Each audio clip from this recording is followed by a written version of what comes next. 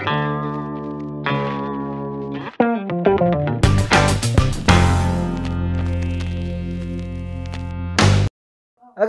ini udah minggu terakhir. Minggu depan kita masuk bulan yang baru, tema yang baru, rumah yang baru. hopefully rumah yang baru. Hari ini minggu terakhir gue kasih judul khotbah hari ini, Kristus memilih. Kristus memilih. Kita lihat firman Tuhan di Yohanes pasal 15 ayat 15. Yohanes 15 ayat 15 dikatakan begini, aku tidak menyebut kamu lagi hamba, sebab hamba tidak tahu apa yang diperbuat oleh tuannya, tetapi aku menyebut kamu sahabat, karena aku telah memberitahukan kepada kamu segala sesuatu yang telah kudengar dari Bapakku. Jadi Yesus, dia kan juru selamat, dia membeli kita, dia menebus kita. Jadi sebenarnya bukan membeli dari mentah ya, tetapi seperti merebut kembali gitu kita dari dosa, dari cengkeraman iblis kembali kepada dia dengan harga yang mahal, dibilang dalam surat Petrus.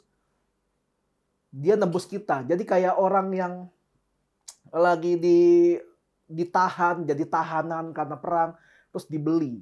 Zaman dulu kalau dibilang beli orang itu kayak beli dogi, tau gak sih zaman sekarang. Jadi kayak piaraan gua gitu. Nah zaman dulu jadi budak gitu, budak gua. Nah budak ini karena statusnya dibeli, dia nggak punya harga diri katakan gitu. Jadi udah kayak binatang gitu. Andai kata budak ini tiap hari kerjanya dipukulin, ditendang sampai sekarat, bahkan sampai mati sekalipun, tuannya nggak bakal bisa dituntut. Karena budak ini benar-benar punya tuannya. Jadi suka-suka dia mau diapain. Bahkan budak sampai ada tanda, biasa dikasih tanda. Tergantung negaranya ya. Ada yang pakai besi itu yang ditaruh di panas. Jadi ada logo tertentu terus dibakar di sini orang atau di belakang. Jadi ketika dia buka baju kelihatan ada lambang itu, orang langsung bisa nilai, wah dia budak gitu. Makanya kenapa di Alkitab beberapa kali kalau ketahuan siapakah budak ini, karena ada tandanya gitu. Kadang-kadang mungkin di kupingnya. Katanya dulu salah satu lambang budak itu tuh yang kupingnya ditindik nih. Tapi yang tindiknya pas gede gaban itu apa sih? Makanya kan nggak tahu sampai sekarang masih nggak ya, ada anak-anak band yang pakai anting tapi yang kebalik, anting di dalam lubang, tahu nggak? Nah itu lambang perbudakan sebenarnya. Zaman dulu sih gitu lambang perbudakan, sekarang mah keren-kerenan gitu. Tapi dibilang Yesus memilih untuk tidak memanggil kita dengan sebutan hamba. Yesus memilih memanggil kita dengan sahabat. Jadi dia nebus kita bukan untuk jadi budaknya. Dia nebus kita untuk jadi partnernya, untuk jadi temannya gitu. Siapa yang setuju kalau cara Tuhan bergerak itu selalu menyesuaikan diri dengan zaman? Setuju nggak? Kalau Tuhan itu cara kerjanya itu sesuai dengan zaman gitu. Lagi zaman apa, cara Tuhan bekerja akan seperti itu. Nanti zaman berubah, cara Tuhan akan mengikuti, akan seperti zaman pada waktu itu gitu. Setuju nggak? Tindakan-tindakan yang Tuhan ambil, yang tertulis di Alkitab, itu selaras dengan kondisi zaman pada waktu itu. Setuju nggak sih? Setuju ya? Ambil contoh nih ya. Zaman perjanjian lama, Tuhan itu memberi hukum, mata ganti mata, gigi ganti gigi, tonjok ganti tonjok. Pokoknya gitu, semua diganti. Pokoknya apa yang hilang kayak domba, nggak sengaja dibunuh sama tetangganya, ya tetangganya harus ganti domba itu gitu. Jadi kayak apa yang lu kasih, lu akan mendapat yang sama gitu. Zaman perjanjian lama begitu. Ketika sedang berperang dengan sebuah kerajaan atau bangsa, ada beberapa kali Tuhan tuh kasih perintah gini, ketika dia lagi berperang kepada bangsa Israel, dia bilang, musnahkan semua yang ada di sana, semua yang hidup ada di sana. Laki-laki, perempuan, anak-anak, bahkan hewan-hewan, itu harus dimusnahkan, harus dibunuh. Di zaman perjanjian lama ya, perjanjian lama dibilang begitu. Tapi di perjanjian baru Tuhan tidak bekerja seperti itu lagi. Justru yang ditunjukkan adalah Tuhan yang penuh kasih. Enggak ada kekerasan sama sekali. Buktinya ya Yesus, mau siapa lagi gitu. Beda kan perjanjian lama perjanjian baru ya. Kenapa gitu? Karena Tuhan di perjanjian lama, apakah Tuhan di perjanjian lama itu beda dengan Tuhan yang perjanjian baru? Kalau kayak gitu caranya. Ini kayak gini nih sampai ada yang bikin semacam aliran atau pengajaran yang berbeda loh. Sampai bilang, oh iya, Tuhannya perjanjian lama sama Tuhan perjanjian baru tuh beda. Kalau kalian belajar pelajaran agama tuh ada pembahasan soal itu. Gitu. Tapi kenapa gitu sih? Kenapa perjanjian lama sampai sama baru beda cara kerjanya? Karena zamannya beda. Zaman di perjanjian lama, kalau pakai hukum kasih, ya, kalau pakai hukum kasih di perjanjian lama, bangsa Israel itu ya udah musnah dari dulu. Udah musnah. Karena zaman perjanjian lama itu kan zaman barbar. Barbar. Ya. Lebih pakai otot daripada pakai otak. Zaman perjanjian lama itu untuk menunjukkan kekuasaan dan kehebatannya, cara menunjukkannya adalah dengan cara menunjukkan berapa banyak daerah yang ditaklukkan dan berapa banyak bangsa yang diperbudak. Setelah kalah harus diperbudak gitu. Makanya kerajaan Babel di perjanjian lama atau Babilonia hobi menyerang bangsa lain untuk diperbudak. Jadi dilihat kalau mau sebuah kerajaan itu kokoh atau hebat atau disegani sama kerajaan yang lain, mereka harus memperbudak daerah-daerah sekitarnya. Caranya begitu. Kalau pakai hukum kasih nggak bisa. Kita negosiasi nggak bisa. Nego pun boleh, tapi lo harus di bawah gua. Tiap tahun lo harus kasih upeti sama gua. Sama aja diperbudak gitu. Bedanya nggak perang gitu. Begitu masuk ke zaman perjanjian baru, zamannya udah berubah. Boleh dibilang hampir setengah dunia ini dijajah oleh bangsa Roma Irama. Bangsa Roma. Nggak ada yang berniat untuk menjajah daerah lain pada waktu itu. Ya dia sendiri aja lagi dijajah, nggak mungkin dia lagi dijajah sama bangsa Roma gitu, saking hebatnya gitu bangsa Roma pada waktu itu. Makanya kenapa Yesus lahirnya pada zaman ini? Pernah kepikir nggak sih kenapa sih Yesus lahirnya pada zaman itu? Kenapa nggak cepat-cepat dari Adam makan buah yang jahat, buah pengetahuan yang baik dan yang jahat, terus Tuhan pergokin dia, terus dibilang ketahuilah keturunanmu akan berperang kepada keturunanmu gitu. Dia akan kamu akan memagut kakinya dan tumitnya akan meremukkan kepalamu. Kenapa nggak langsung sih? Kenapa harus tunggu sampai sekitar 2000-an tahun baru Yesus lahir? Kenapa Yesus harus lahirnya di tahun awal Masehi?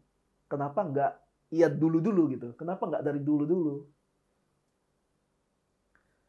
Karena bahasanya, zaman Yesus lahir, bahasanya udah mulai disamain. Bahasa Roma. Karena dijajah nih, hampir setengah dunia ini dijajah sama Roma.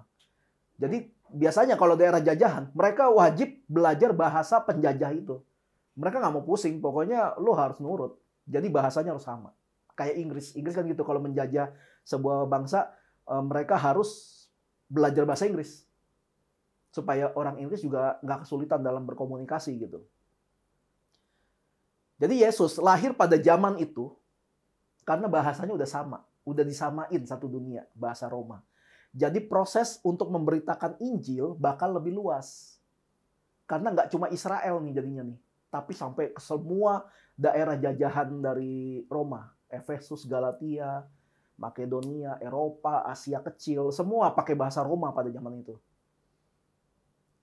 Zaman itu ya boleh dibilang bahasa internasionalnya bahasa Roma. Kalau zaman sekarang bahasa internasional kan bahasa Inggris kan. Tapi zaman dulu bahasa Roma. Singkatnya gini. Zaman perjanjian lama adalah zaman untuk menunjukkan kekuasaan dan kehebatan Tuhan. Sedangkan zaman perjanjian baru adalah untuk menunjukkan kebesaran kasih Tuhan. Jadi bisa dibilang Tuhan yang segitu hebat sebenarnya adalah Tuhan yang kasihnya juga besar. Bisa dibilang begitu. Di zaman perjanjian baru, Tuhan tidak lagi memanifestasikan kuasanya dengan cara bunuh-bunuhan. Melainkan sebaliknya, memberi harapan. Di tengah penjajahan yang berat, melalui Yesus, Tuhan memberi sebuah pengharapan baru, yaitu tentang cara bisa dibebaskan dari penjajahan oleh dosa. Zaman perjanjian baru, pada waktu itu, tidak memiliki teknologi kedokteran seperti zaman sekarang. Zaman sekarang kan udah enak nih, rumah sakit segala macam. Pengobatannya tuh masih banyak dengan cara tradisional, bahkan dengan cara mistis gitu, ke dukun segala, pakai ilmu ini, ilmu itu sebagainya gitu.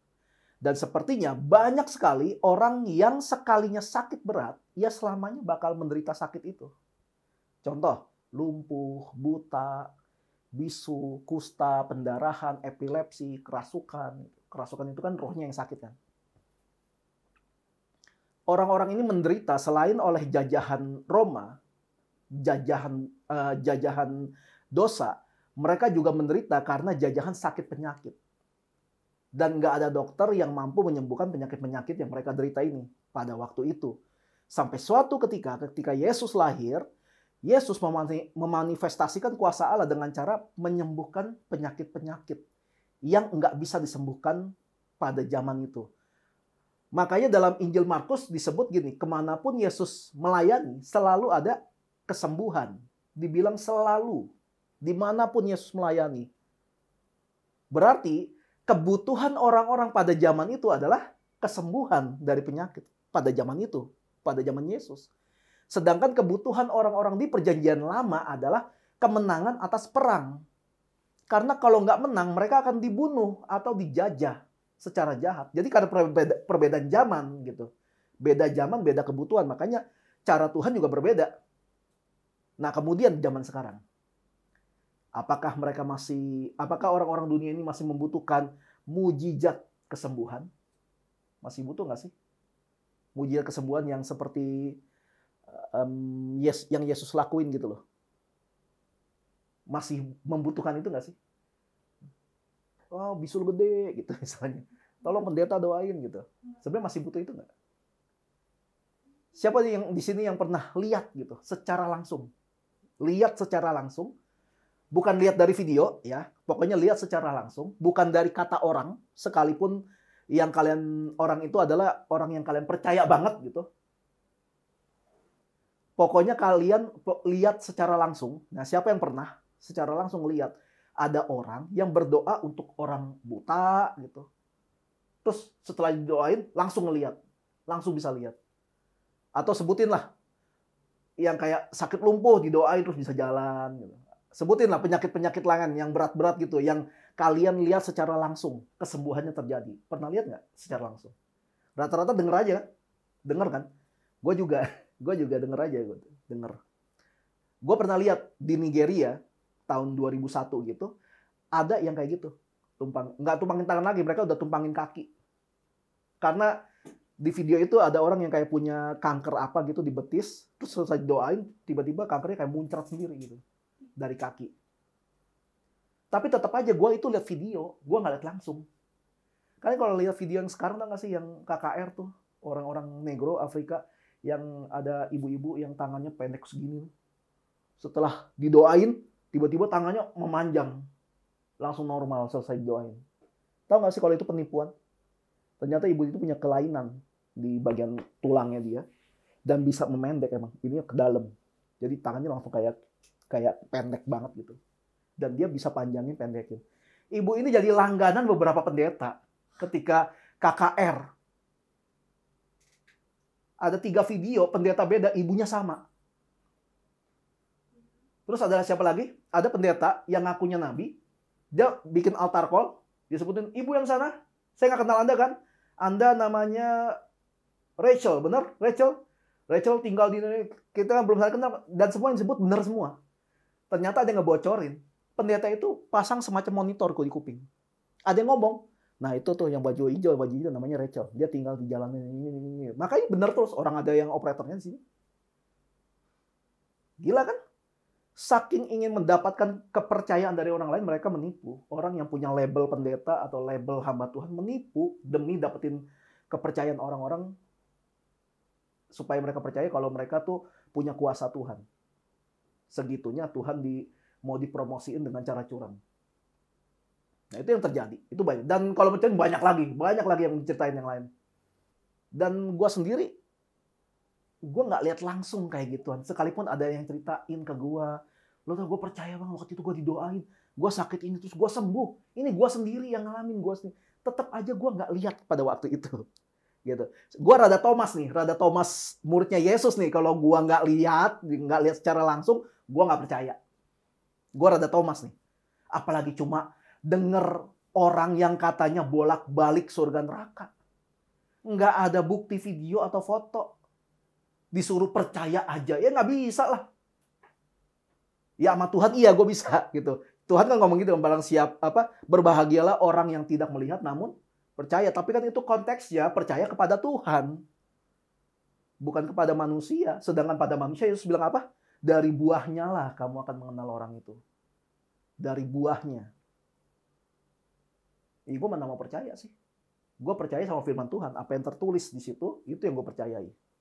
Selebihnya kesaksian itu hanya untuk memperkuat. Atau untuk membuktikan tentang isi firman Tuhan. Tapi Alkitab yang nggak pernah nyatet apa-apa, terus tiba-tiba diajarin di jemaat, terus disuruh percaya. Lah, ya nggak bisa dong. Itu berarti udah keluar dari pengajaran yang seharusnya. Kan nggak bisa gitu. Makanya kita harus, segala sesuatu harus diuji, dibilang gitu. Mungkin aja sih mujizat kesembuhan yang kayak yang Yesus lakukan itu masih ada sampai sekarang. Mungkin aja. Tapi di tempat tertentu. Yang memang dibutuhkan karunia itu. Di tempat di mana banyak orang sakit tapi nggak ada teknologi kedokteran yang memadai. Misalkan di pedalaman yang benar-benar dalam banget gitu. Di pedalaman tuh kadang-kadang penyakit-penyakit aneh, tau gak sih? Yang kulitnya parah banget. Terus segala macam. Ada orang yang punya sakit kulitnya sampai kayak kulit pohon. Kayak kasar terus. Ya gitulah. Ada aja yang kayak gitu. Nah, kenapa gitu? Kenapa di zaman sekarang sepertinya mujizat kesembuhan itu udah nggak ada. Sepertinya udah nggak ada gitu. Karena kita nggak pernah lihat kan? Nggak kayak zaman Yesus kan? Yesus nunjukin bener-bener depan mata orang-orang yang lihat sembuh gitu. Tapi kok zaman sekarang kayaknya udah nggak ada sih. Karena berpuluh-puluh tahun yang lalu Tuhan udah kasih mujizat sebagai pengganti mujizat kesembuhan. Namanya mujizat teknologi kedokteran. Puluhan tahun lalu Tuhan memberikan kecerdasan kepada orang-orang tertentu untuk membuat alat. Beberapa alat, diantaranya alat ronsen, teknologi laser, ilmu bedah, teknik-teknik pertolongan pertama. Pertolongan pertama itu kayak CPR, tau gak sih? Orang yang tiba-tiba napasnya berhenti, terus dadanya ditekan-tekan gitu. Alat pacu jantung, yang kalau jantungnya berhenti nih, terus langsung yang naikin ini voltasenya, terus disetrum ke dadanya gitu. Supaya jantungnya bisa berdetak lagi gitu. Endoskopi, radiologi. Itu Tuhan kasih hikmat itu kepada orang-orang pada puluhan tahun yang lalu supaya diciptakan mesin-mesin atau ditemukan teknik-teknik semacam itu. Zaman pergerakan Tuhan di Perjanjian Baru udah berubah. Kalau mujizat kesembuhan seperti yang Yesus lakukan di zaman awal Masehi tadi masih dijalankan sampai sekarang, maka itu yang bisa ditolong hanya orang-orang Kristen aja. Orang non-Kristen nggak bakalan tertolong. Kenapa? Soalnya beda kepercayaan. Manusia kan gitu ya. Karena sentimental keagamaan bisa menentukan pilihan mau pilih dokter yang mana. Padahal yang lebih jago yang beda agama misalnya. Tapi karena dilihat agamanya beda, enggak lah, saya nggak usah yang jago, nggak apa-apa. Yang penting seiman. Nah kan nggak bisa gitu. Yang dilihat bukan kemampuannya, yang dilihat agamanya. Buat gue sih konyol. Lu pengen sembuh apa kagak? Kenapa Tuhan kasih mujizat teknologi kedokteran ini di zaman modern? Karena yang Tuhan pikirin itu jauh dari yang kita pikirin. Yang Tuhan sayang itu bukan cuma orang Kristen aja. Itu yang harus kita tahu. Yang bukan Kristen juga Tuhan sayang. Orang Yesus mati buat semua orang kok. Semua orang. Benar-benar semua. Makanya teknologi kedokteran ini tersebar di seluruh dunia. Supaya lebih banyak orang yang bisa tertolong lewat teknologi ini. Ya kan? Kalau di Jakarta ada teknologi operasi bedah paru-paru misalnya. Di Amerika juga ada. Di Singapura ada. Afrika, di Arab ada. Cina ada. Gitu. Semua.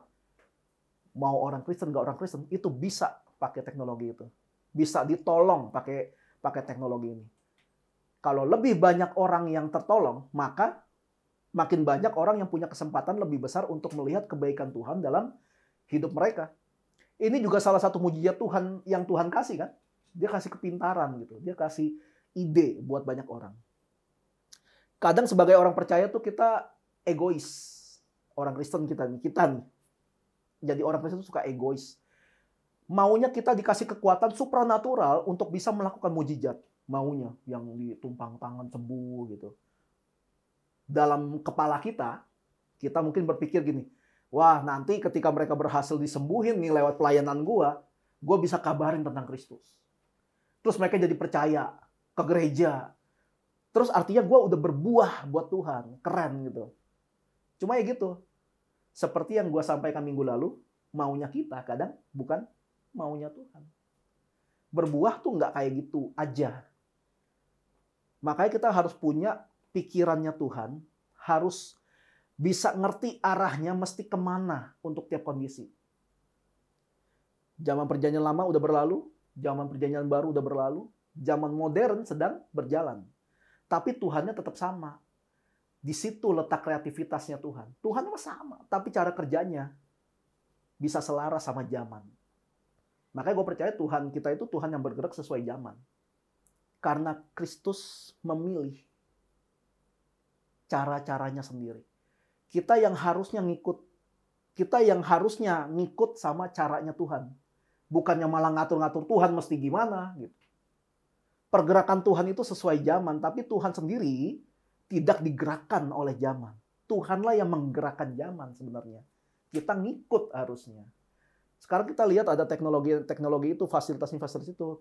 Kenapa kita nggak coba pikirin gimana caranya semua barang ini bisa kita gunakan untuk mengabarkan Injil, untuk memberitahu atau memberi contoh pada orang-orang tentang kalau kita nih ikut Tuhan, hasilnya kayak gini. Gue bisa kayak sekarang karena Tuhan. Zaman perjanjian lama, zaman perjanjian baru, zaman modern. Sekarang, zaman di mana kita hidup sekarang, ada apa aja? Ada kebutuhan apa? Mujizat apa yang diperlukan oleh orang zaman sekarang? Gue menaruh hati gue buat anak-anak generasi Z. Generasi ini luar biasa gitu potensinya. Generasi yang lahir dari tahun 98 sampai kalau nggak salah 2006. Potensi mereka tuh luar biasa. Mereka bisa jadi apapun yang mereka mau. Ide mereka tuh banyak.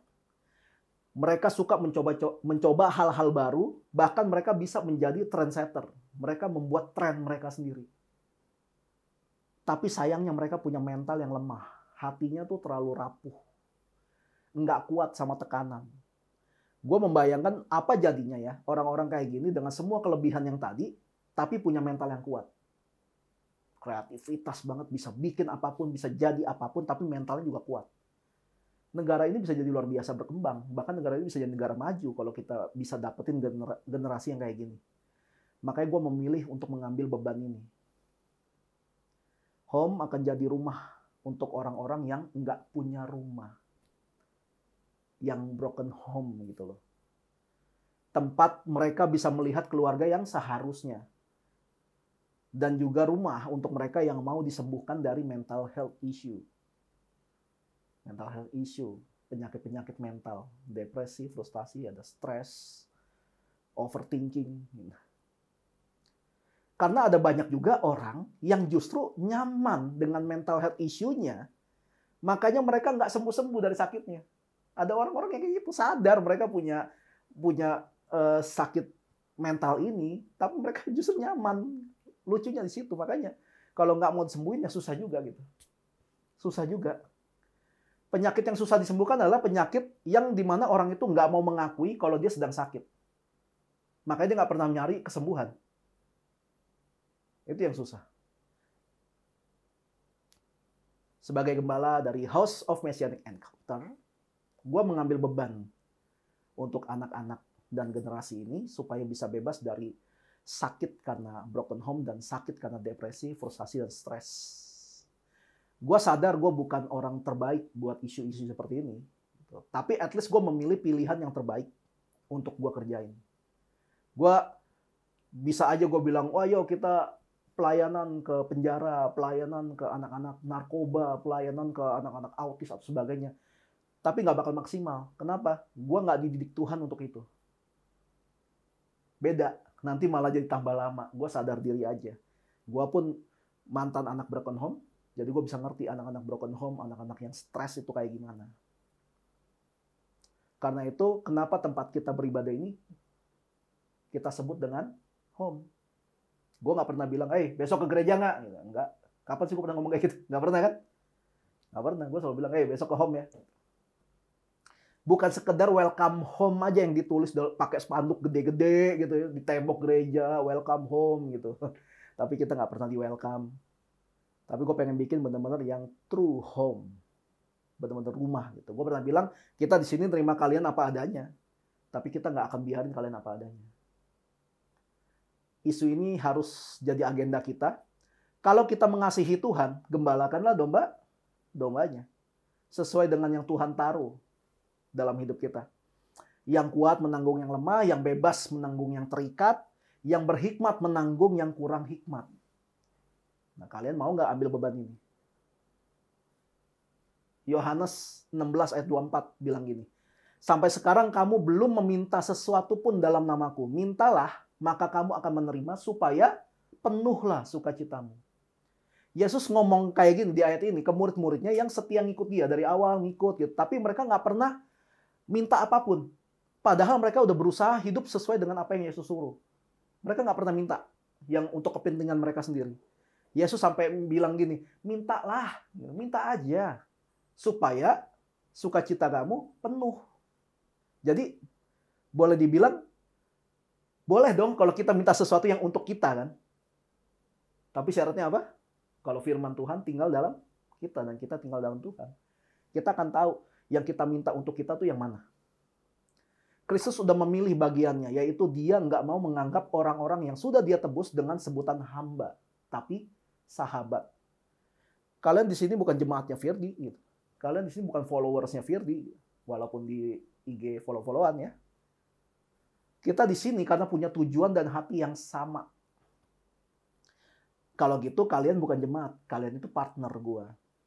Home ini nggak bakalan ada kalau cuma ada Firdi. Emang bener. Waktu cuma ada Firdi dan Livi ini bukan home. Ini ya udah komsel aja biasa. Home ini ada karena ada Firdi, ada Livi, Jen, Nei, Novi, Marwan, Cindy, Yosia, Hansel. Itu yang namanya home. Dengan mereka punya ladang pelayanannya mereka masing-masing di luar sana. Pilih makanya. Gue memilih untuk ambil bagian gue di sini. Kalian juga harusnya memilih. Kalau nggak memilih, gimana kalian bakal ngerti gitu mesti ngapain di sini kalau kalian nggak pernah memilih beban. Mana mungkin kalau gue nggak milih Livi jadi istri gue terus tiba-tiba gue nikah gitu. Padahal gue nggak milih dia loh jadi istri gue. Mana mungkin kan? Nggak mungkin. Pasti karena gue milih. Itu karena kami saling memilih. Sama dengan bagian kita dalam hidup dan dalam kekekalan. Pilihlah bagian kita dalam mengikut Kristus. Kalian mau nunjukin kasih kalian pada Kristus dalam hal apa? Dalam wujud apa prakteknya? Jangan diem aja. Semua yang didiemin itu bakal mati. Betul? Semua yang didiemin bakal mati. Gue mungkin bagian gue di gereja mungkin. Tapi kita punya teman-teman kayak Hansel itu di bisnis. Si Yosia juga di bisnis. Si Marwan juga di rumah. Lagi kerja, lagi apa. Bisa aja tiba-tiba ngomongin firman. Ada tempatnya masing-masing. Nah kalian yang mana? Yang lainnya tuh mau yang mana? Pilih mana. Kita harus memilih sikap kita harus memilih jalan kita harus milih pelayanan kita.